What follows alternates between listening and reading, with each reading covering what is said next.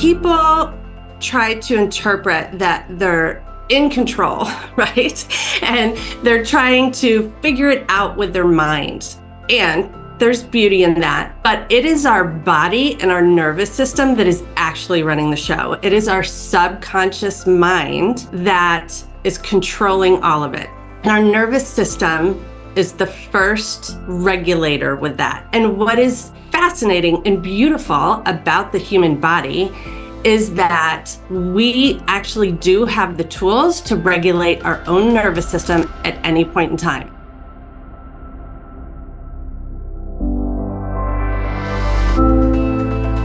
Hi, I'm Blake Schofield, founder and CEO of The Bridge to Fulfillment. Mom to 3, USA Today top 10 professional coach, and former corporate executive who got tired of sacrificing my life for a comfortable paycheck. My mission is to expand perspectives to achieve greater impact at home and work without sacrifice. This is The Bridge to Fulfillment.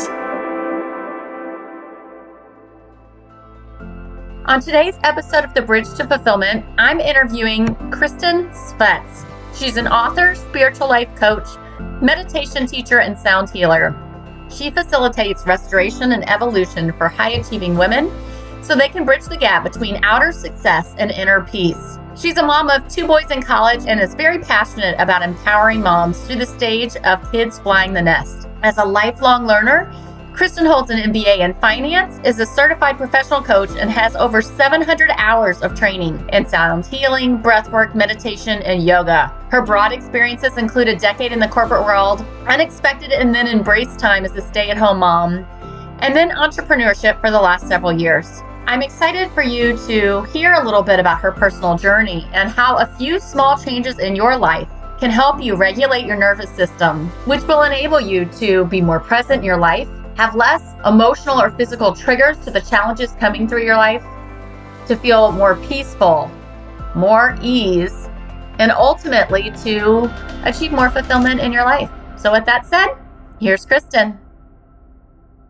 Hello and welcome to another episode of The Bridge to Fulfillment. I'm really excited to have my guest, Kristin Svets, on with us today. And with that said, I'm going to dive in and let her share a little bit about her journey and her story. I'm so excited for you guys to have an opportunity to learn from her today. Welcome, Kristin. Thank you, Blake. I'm so happy to be here and to talk to your audience about all things from nervous system regulation to how that really impacts our life, right? The whole journey of going through from our corporate journeys to our parenting journeys and just midlife, and really figuring out this piece of we're always striving for outer success, and what is that missing link to bring us back home to ourselves and find inner peace. I love that so much. I think that certainly was my journey. I spent 18 years in corporate America going through cycles of fulfillment and unfulfillment and hoping the next job, the next company, the next promotion would finally make me happy, only to really realize that it was the inner journey that was a solve for it all. And when you can really connect to yourself from an inner standpoint, then you can change the outer to create the life that you want. So I'm interested to hear your journey. You've had quite a variety in terms of your career. Can you just share a little bit with the audience about who you are and what your journey has been that's led you to what it is that you really teach and help people with today? I also started in corporate. I spent almost a decade in corporate banking, and similarly to you, some of that was very fulfilling and fun, and a lot of it was overwhelming and stressful. And then I went through the stage of life of getting married and having kids and going through that difficult decision of, am I going to be the corporate mom or am I going to be the stay-at-home mom? And I actually went back and forth on it for those first few years of my kid's life. And then we moved across the country for my husband's job. And that was pretty devastating because I was 36 years old and the kids were 4 and 2. So at the time I was like, I have to get back into the corporate world now. I had just gotten back in our hometown, and I really wanted to get back in And the world had different plans for me because it was 2007, 2008. So corporate banking was not in a good place for hiring. So I was like, okay, I am going to do the stay-at-home mom thing for a while. Like maybe my job is to get settled. But I was sad, right? Like that was a really hard time to be 36 years old and move across the country, leave your family and friends. And I had this beautiful little moment when I was like feeling sorry for myself at a park. And I was with my 2 and 4-year-old, and a man walked by and just said like, oh, what beautiful little companions you have right there. And I was like, oh, like I really started crying in the moment. I was like, you're right. I do have these little companions. And it actually opened up my eyes to the fact that sometimes we just need those little perspective shifts that open up a whole world of how we can step into personal growth and how we can step into fulfilling our own cup. Because I had made a choice. I was happily married. I wanted to be with my husband and be with my kids. So I had made the choice to move. And I think it's an interesting thing because yes, you're allowed to grieve. And I think it's really important to allow yourself to be sad when you're going through sad moments. And it's so powerful to learn how to shift your mindset and shift the energy that goes with that in your body and your nervous system regulation. So that little moment started me down a path of a deep personal growth journey that then opened me up into meditation, teacher training. I've always loved yoga, but it was really the meditation part of it that I was like, oh, this is fascinating. This is a really cool journey within. And that has opened up creativity in me where I decided to start writing and become an author. And more recently, that's taken me into even deeper nervous system regulation with things like breathwork and sound healing. And these modalities are so powerful because it allows you to move away from that state of stress and anxiety and overwhelm and keeping up with this constant pace of change that we're in. And it lets you find this clarity and it lets you hear your own inner voice and your own inner wisdom. And that opens up a whole nother world. I know that to be so true. I always think it's fascinating. It's that old adage, man plans, but God leads our steps or leads our path. Your journey started with a random stranger and a very simple comment, right? And it was an activation moment for you that then set off the course of your journey. When I started my entrepreneurial career, it was really after what I call the breakdown moment, when you're just like, I can't do this anymore. And I was no longer willing to tolerate the life that I had been living and the sacrifice I had been making for my career on my health, my family, my life, my time. And I had no idea as I started this journey that it would be a personal development and honestly spiritual journey. Never saw that, never anticipated it. And I'm really excited for you to talk about the nervous system. What are signs that your nervous system is deregulated or misregulated? And then what can you do about that? Because this journey for me has been really interesting, especially the last 2 years, as I had an opportunity to step into some of what you're talking about: breath work, meditation, sound baths, things that expanded my perspective about how to be more present in the moment. And through that journey, you can begin to see how much of your life you've lived in fight or flight, how much your nervous system is out of whack. But if it is your normal, I think often you don't even understand that that's potentially a challenge that's literally impacting every day, every moment of your life, and certainly your health in some pretty detrimental ways. So I'm interested to hear your perspective on how can you help people understand the nervous system and what that impact might look like, and how to be able to gauge where they're at in that journey of like, am I regulated with my nervous system? Or if I'm not, what would it look like? Yes. That's such a beautiful question because truly people try to interpret that they're in control, right? And they're trying to figure it out with their mind. And there's beauty in that. But it is our body and our nervous system that is actually running the show. It is our subconscious mind that is controlling all of it.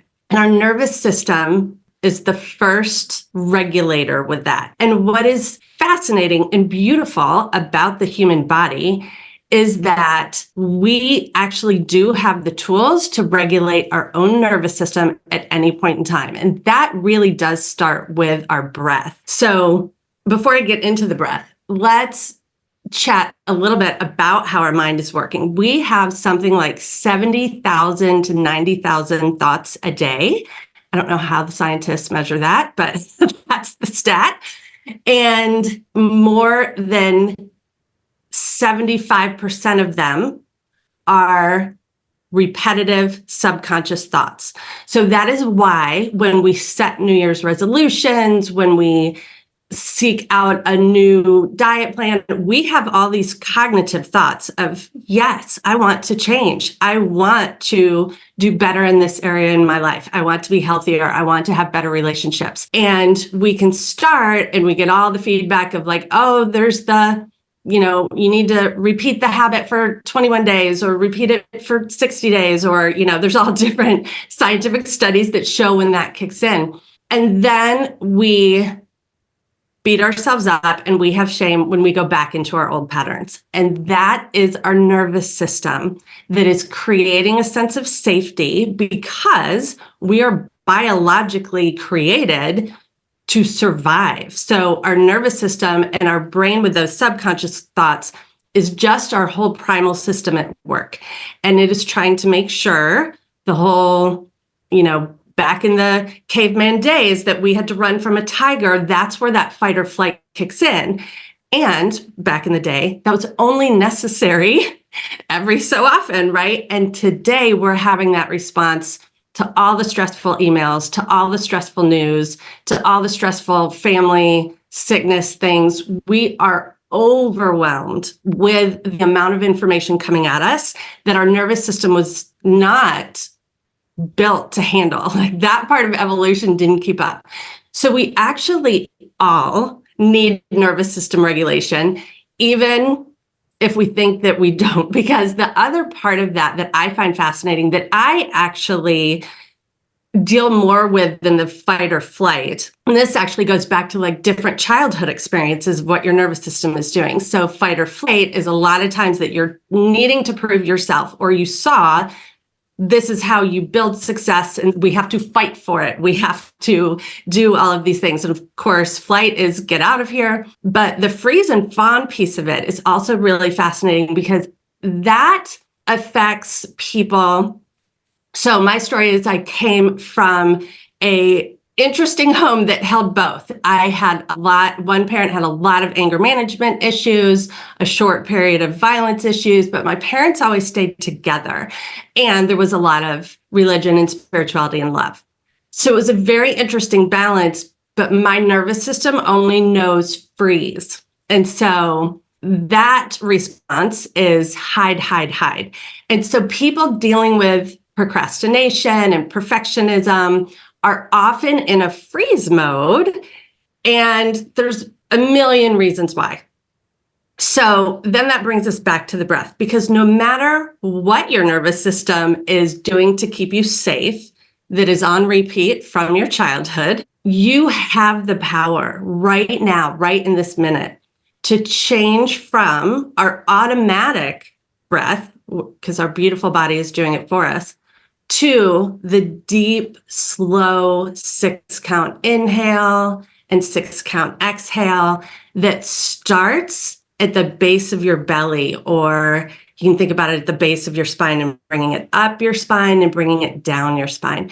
And just shifting to counting to 6 for an inhale and an exhale turns on your parasympathetic nervous system, which is the other side of our nervous system that calms us down.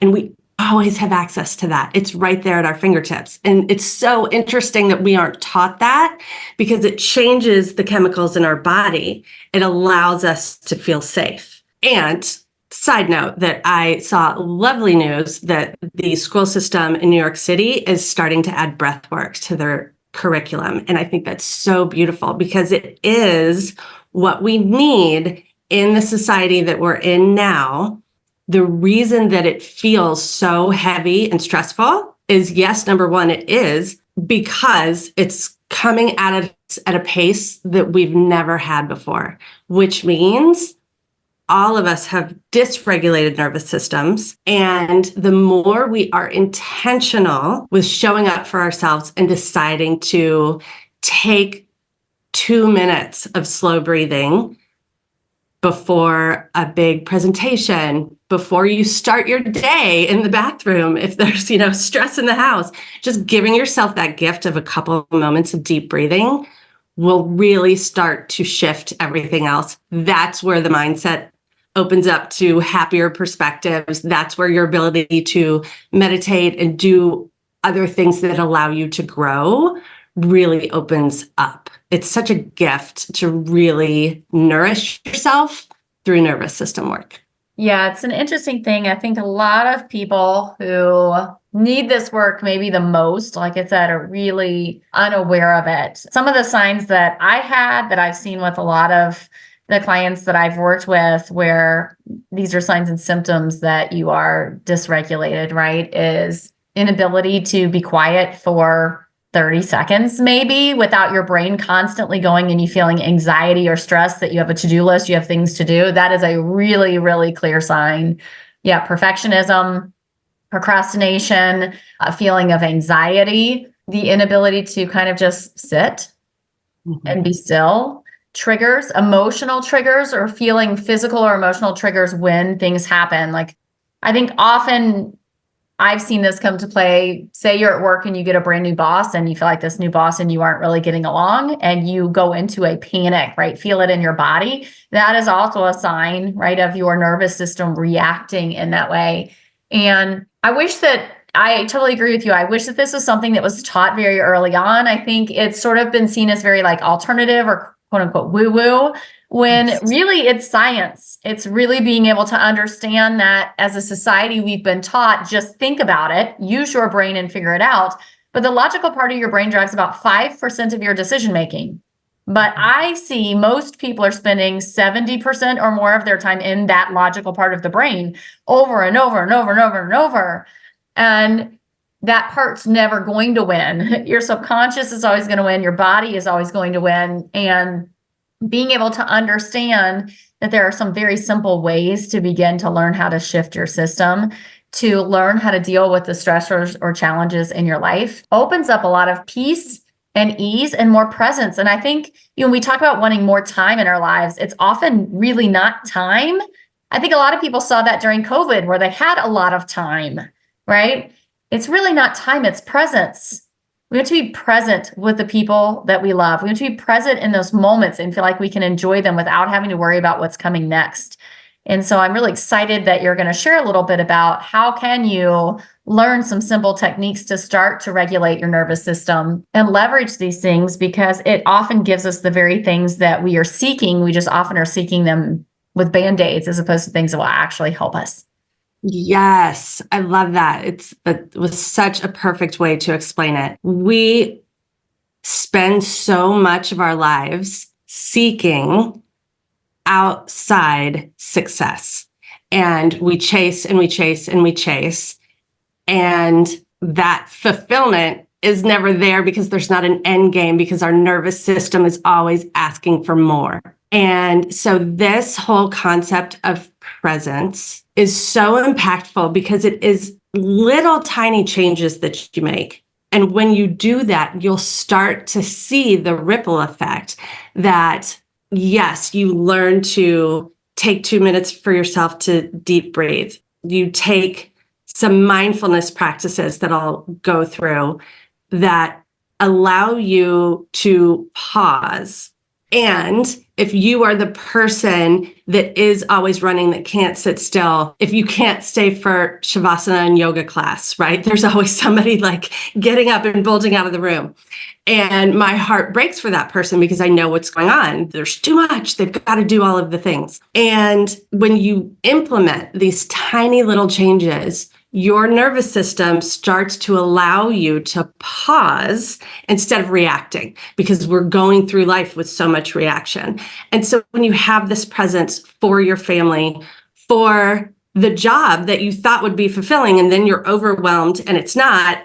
There's a lot that can happen behind that story. But what if it is what you wanted, and it's that you are not present with yourself because your system is so overrun in stress and overwhelm and anxiety? And you can take these little practices and create some space and be like, oh, this is actually going so much better than what I had been thinking it had been. So a couple of my favorite mindfulness practices is paying attention when you go on a walk. So hopefully your listeners have heard of nature bathing. If they have not, it's often in retreat centers. You go on a personal development retreat, a spiritual retreat, and you can often find nature bathing, but I believe it's become so common that there are often people locally who will host this, but you can also do it yourself. The concept is actually a concept that originated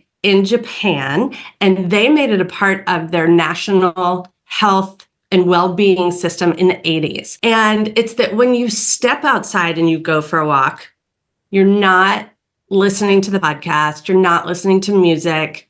Those are fun and have their place. And I love both of those things. Also, is nervous system regulation, especially music. But the nature bathing piece is to go on a quiet walk and to even give it the spin of the happiness hunt. And so while you are out walking, you go through your five senses. What do you see? What do you hear? What do you smell? What do you taste? And what do you feel? And so feeling the air as you're walking, seeing the beautiful colors of the leaves or flowers as they bloom, listening to the birds chirping. When you give yourself just 5 minutes of your walk, and then you can get back to your podcast, right? Which, yes, we want them listening to this podcast on their walk. But when you give yourself that practice of being in touch with nature, allowing nature to actually nourish your nervous system, because that's such an important part of being in nature as well, but you're also giving yourself a break. And you're teaching yourself to see all these things, to really involve your senses, because we don't do that. So it's just this great intentional practice to be present. And it might feel silly in the moment. It definitely feels silly the first time you do it.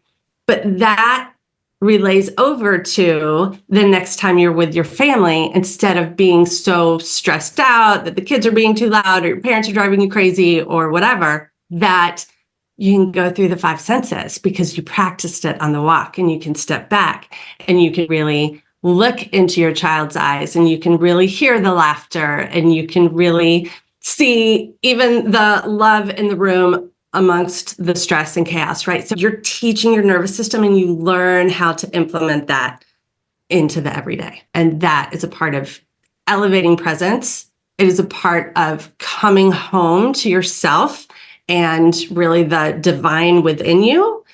And it's just a beautiful thing to do. Another practice that I love that is very similar is to do that with your coffee or your tea or your favorite drink.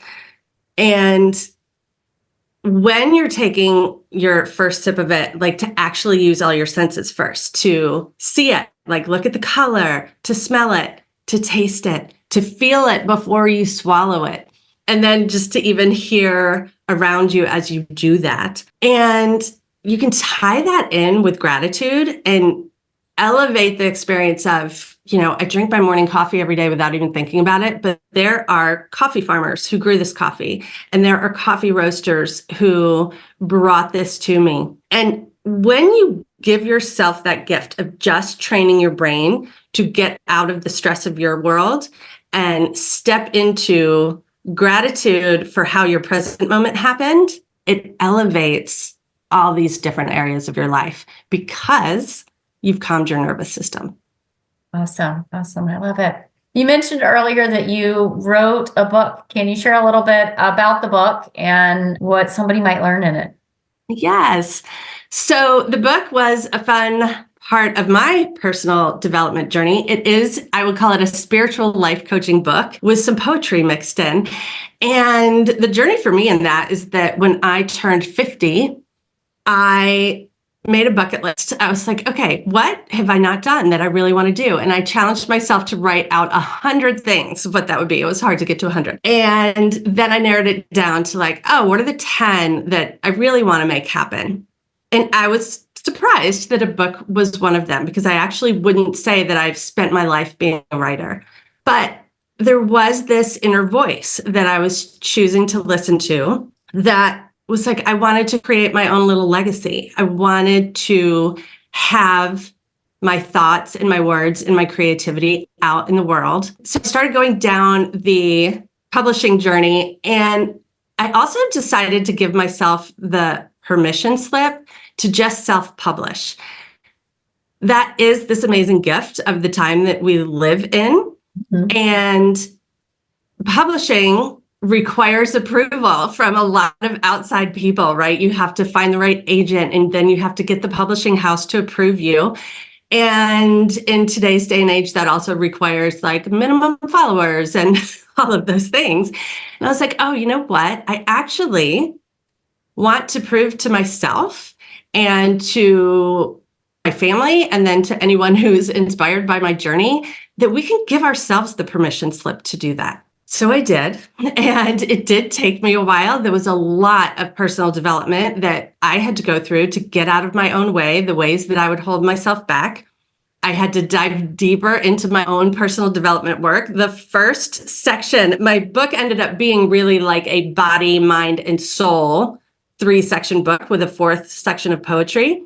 But the first section for body was all of the things that I'm talking about right now, of breath work and meditation and gratitude and journaling. And I wrote that early on. And I had to do all of that continually to get myself to really follow through and give myself that permission to really let this come to life. So my book is called Designed to Shine: Live Intentionally to Discover Your Inner Light. So exactly what we are saying in this conversation is that it takes intention. It's not just going to happen that we reach the point of happiness, that we reach the point of success. We want to really look at and take the time to reflect on who we are in this moment. How can we be present in this moment? Because all of these practices do open up beautiful possibilities and visualizations of what the future can be, but all of that is actually about us stepping into our personal power right now. And we're the only ones that hold the key to our personal power. So that is really the message of the book, is we all have a light to shine, and we are the ones that have to give ourselves permission to do just that. I love that so much. This has been such a great conversation.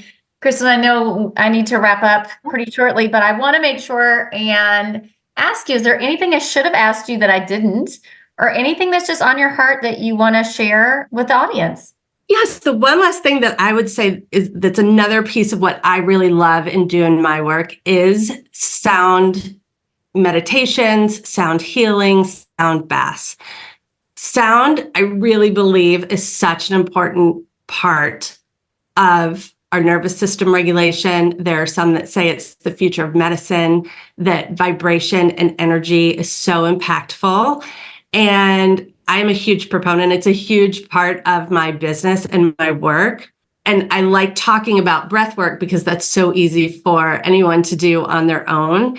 But know that sound healing opens up this door. So if one of your listeners is like, I can't meditate, I never remember to do breath work, it's just too hard, I don't have the time. To make the time to go to a sound bath, or even find one on YouTube. There's some beautiful ones on YouTube. Come follow me on Instagram. To give yourself the gift of listening to these beautiful instruments that are various bowls and chimes and ocean wave drums and flutes and all of these things that change your brain wave states for you. That is such a gift to nourish your nervous system. So yeah, I just wanted to share that it's such a fabulous tool. And I encourage everyone to look into sound baths.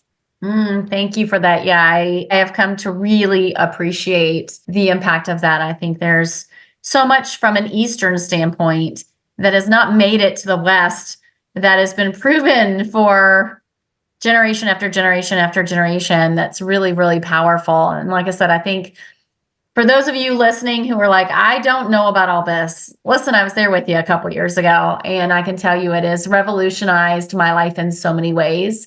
And so I encourage you, we'll have things in the show notes so you can follow Kristin and learn more, get her book if you would like, check out her Instagram if you want to experience some of what this is like.